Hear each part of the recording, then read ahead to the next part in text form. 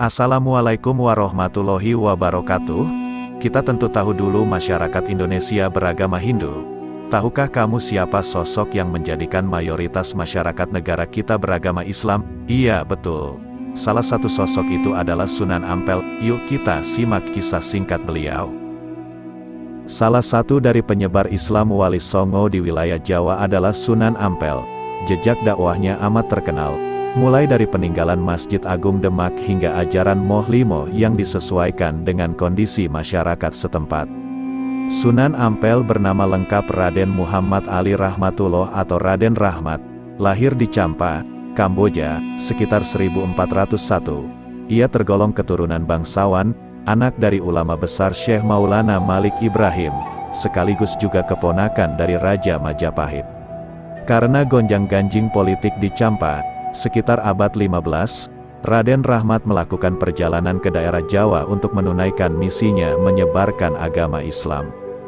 Dalam perjalanannya ke tanah Jawa, Raden Rahmat sempat singgah di Palembang dan berhasil mengislamkan Adipati Palembang Arya Damar yang diam-diam berganti nama Aryo Abdillah. Ia juga singgah di Tuban dan berlabuh di Majapahit. Karena hubungan baiknya dengan Raja Majapahit kala itu, Prabu Brawijaya, Raden Rahmat diberi sebidang tanah di Ampel Denta, Surabaya.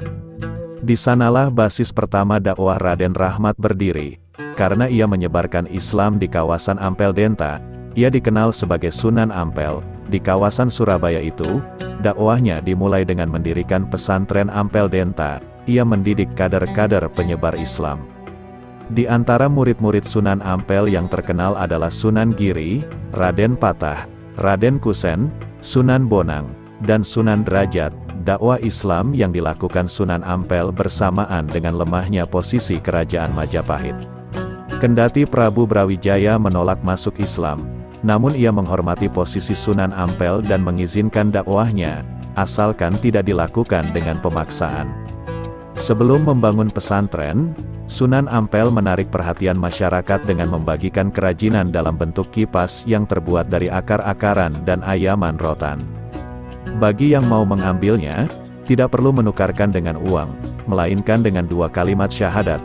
Mengenai kondisi masyarakat kala itu, banyak dari mereka menganut animisme, bersemadi, judi sabung ayam, minum minuman keras, dan lain sebagainya yang bertentangan dengan ajaran Islam.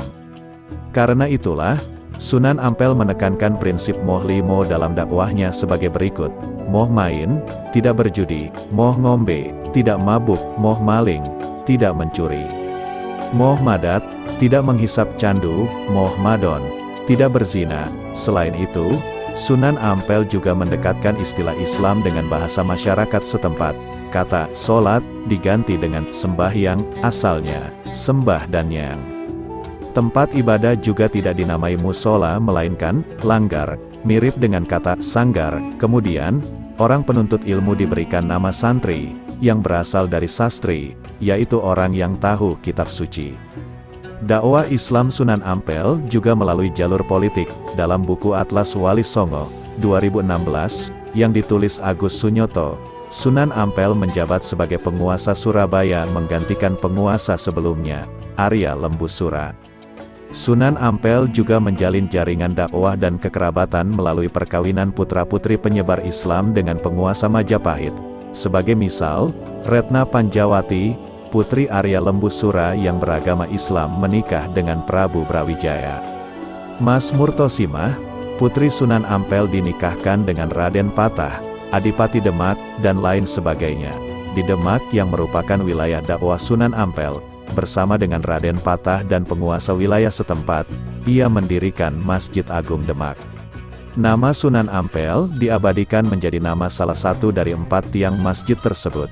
Dari sisi keluarganya, Sunan Ampel memiliki 2 istri, yaitu Nyai Ageng Manila atau Ni Gede Manila, Putri Tumenggung Wilatika, dan Mas Karimah, Putri Ki Wiro Suryo.